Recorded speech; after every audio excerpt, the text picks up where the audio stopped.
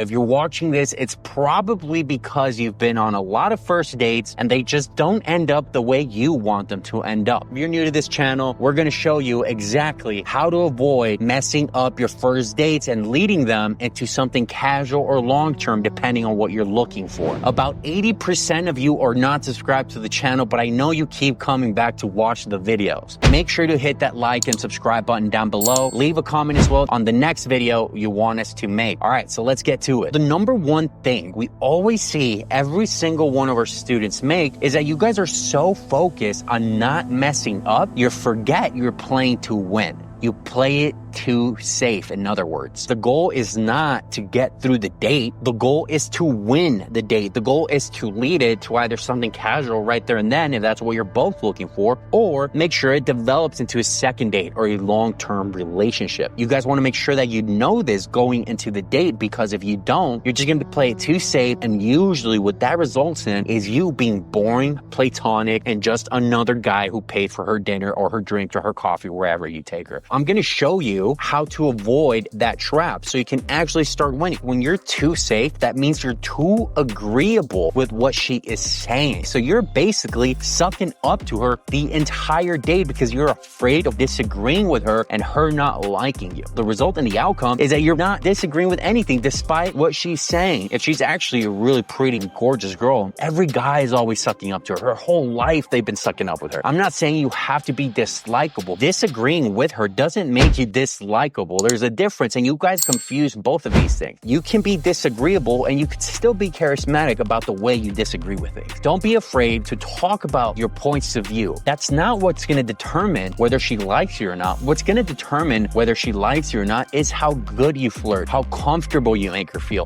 how good you're able to hook her in these interactions. Don't play it safe, play to win. It's okay to disagree. Don't be liking and agreeing with everything she says. So I want you guys to understand that. The second symptom of playing it too safe is that you don't take the lead. You might feel aggressive during the date, and I want you to get out of that mindset. If you are actually into her and she's actually into you, you hooked her, you're flirting with her, you're making her feel comfortable. She has zero anxiety, she's flirting with you, you're flirting back, there's good banter going on, she's paying really close attention, she wants to get to know you, she's giving you all these green lights, and you fail to lead. He's not a leader. The interaction, what does leading mean? Maybe she wants to go to another bar. Maybe she wants you to take the lead and maybe hold her hand. Maybe she wants you to take the lead in many other forms. When you're playing it safe, you're like, well, I'm not going to try and hold her hand even though I see this green flag because that might put me in a risky situation where she ghosts me. And so in her mindset, she's thinking, wow, this guy's an actual fucking pussy because he's not taking the lead. And that's just a big, big turnoff. We all have those stories when you fumbled a baddie that she's giving you all the signs that she wants you to take the lead and you failed to take the lead and you fumbled it. This is important. You guys need to trust yourself. This is a perfect segue into the solution. So what do you actually do to get her to like you? The most common one and the most obvious one is that you have to learn to be decisive. What does being decisive mean? You're decisive, right? You made a choice. I want to take her there. That's where we're going to meet. If she's like, oh no, I don't really like that spot. Okay, pick another place. No big deal. During the date, it's the same exact thing. I'll give you one very subtle example. You're on the date. You've been to this place. She opens the menu and she's reading the menu. Blah, blah, blah. Oh, this looks good. This looks pretty good. What do you suggest I get? She asks you what she should get. The guy goes, oh, I don't know. What do you like? They're not decisive. Even if you don't know jack shit about drinks, she just wants you to make a choice for her. You kind of give me margarita vibes, so I'm gonna get you margarita, tequila type of night. And she's gonna be like, oh my God, no, I'm trying to take it easy. All right, whatever. Hey, bartender, what kind of gin and tonic variations do you have? Something sweet. You like sweet? Yeah, I love sweet. Okay, something sweet, bartender. Boom. Like that. You just made a decision for her. You took care of her problem right there. And subconsciously, that's very attractive to them because they're gonna realize this guy can take care of me, and he just demonstrated that in a very small way. He's probably gonna do that in a very big way down the road. I'll give you another example. I was out on a date and there was only